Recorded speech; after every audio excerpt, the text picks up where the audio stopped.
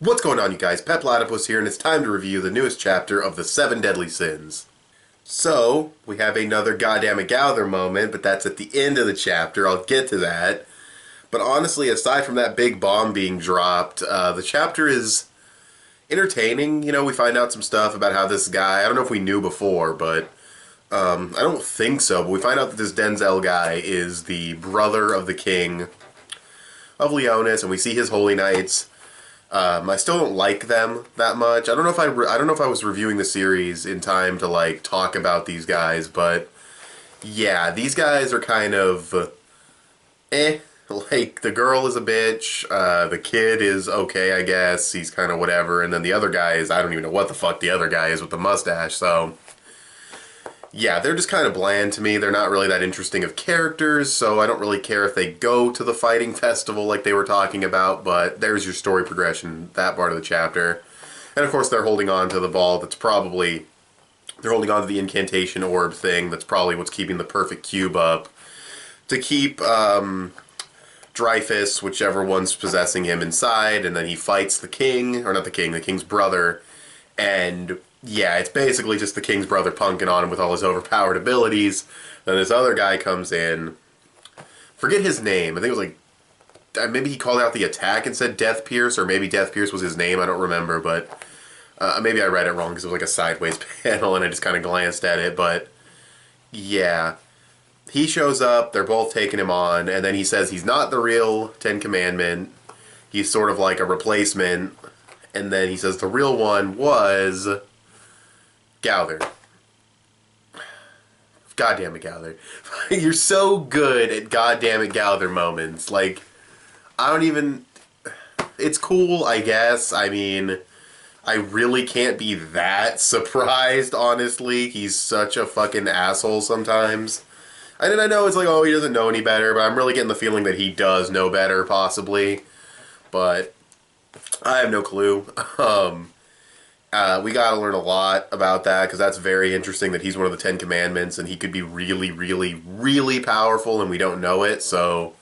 yeah, and he's like a doll and shit, so I don't know what's going on there. We'll have to see, but... definitely interesting.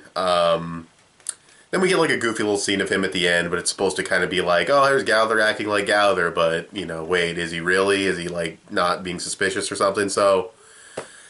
I don't know. They said something about memory loss for him, I believe, but I don't know. It's an interesting twist at the end. It's a pretty big bomb dropped, but I really can't be that surprised because, like, if they had said, like, Merlin or someone else that's in their group right now, I mean, not Hendrickson, that would be fucking stupid, but, like, just someone else there, or, like, Merlin, like I said, or fucking someone else, but...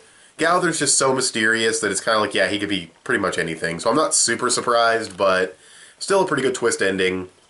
Other good information earlier on in the chapter. And, yeah. See, this is kind of weird, though, because I get that he's, like, not a Ten Commandment and everything, but are all these guys really that much stronger than Dreyfus? Because Dreyfus was pretty fucking overpowered.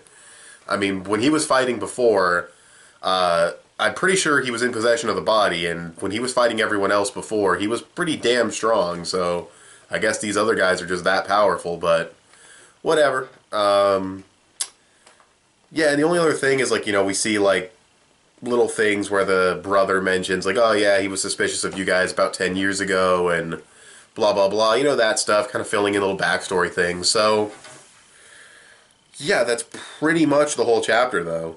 Like, I think that was everything that happened. It didn't cut to anybody else. We didn't see Diane or anything, so... yeah, but it's cool to see a follow-up to this storyline.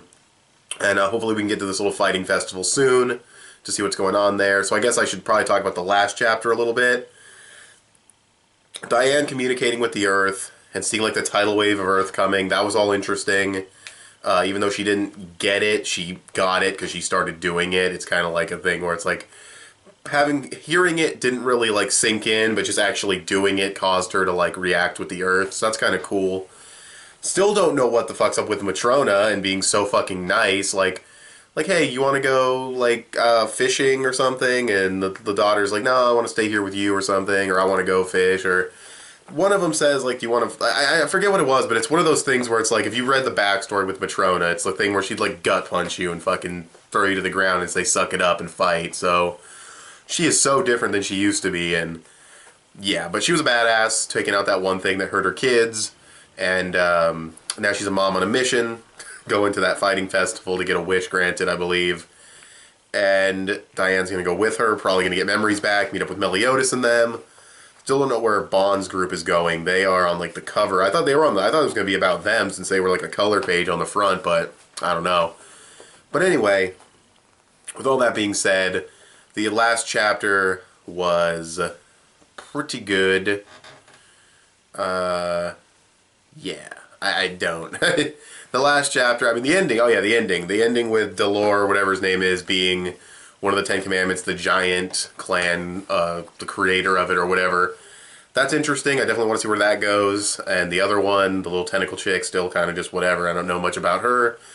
But apparently she knows Meliodas, so these are two interesting Ten Commandments. And yeah, not really much else to say about the last one, though. Just interesting stuff with the Earth, and yeah, it was not like a phenomenal chapter or anything. So for this week's chapter, I'd probably give it around like a 7.5 out of 10. It was a good chapter. For the last chapter, I'd probably go a 7. It was okay.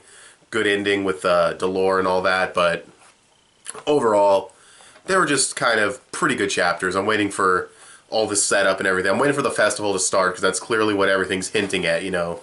Matrona's going to go there, Meliodas is going to go there, maybe this chick and these other dudes are going to go there that work with Denzel, so, you know, maybe they'll all go there. So that's kind of what everything's setting up right now, so hopefully, you know, things follow up with that. But, with all that being said, thanks for watching this video. Tell me what you guys thought of this chapter of the 7 Deadly Sins, or the last chapter of the 7 Deadly Sins in the comment section below. Follow me on Instagram, I post things there sometimes. Give this video a thumbs up. It would help me out a lot. Subscribe if you haven't already, or if you like what you've seen here, and I'll talk to you guys later. Bye.